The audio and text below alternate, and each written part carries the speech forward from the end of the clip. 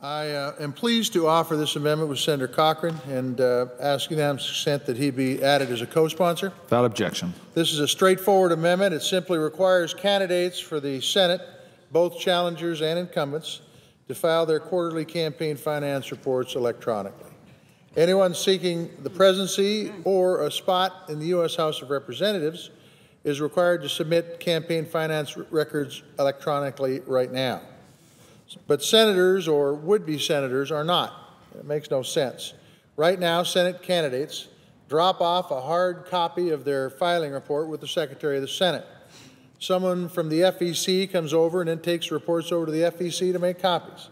And then finally, the copies are put online. Now, these documents often run hundreds of pages in length. The FEC estimates it wastes about $250,000 of taxpayer money each year just to make those copies and put them online. Now, it might not sound like a lot of money in Washington, D.C., but the idea of spending $250,000 on an outdated process represents what's wrong with Washington, D.C.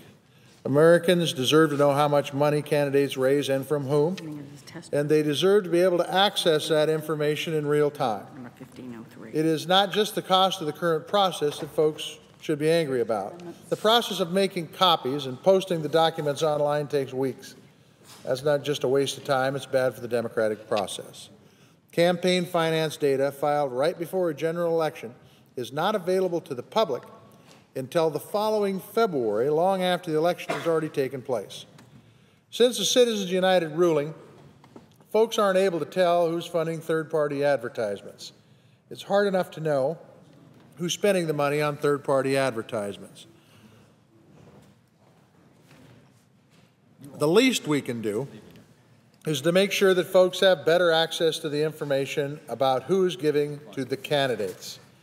My bill from the last Congress had strong bipartisan support, 14 Democrats, 6 Republicans. 5 of the co-sponsors are members of the Homeland Security Committee. I especially appreciate and want to thank the Republican manager, Senator Collins, Republican manager of the Stock Act, Senator Collins, for being a supporter of that original bill. Mr. President, we have an opportunity to do something that cuts government spending.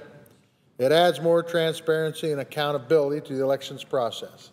I would urge all of my colleagues to support this amendment.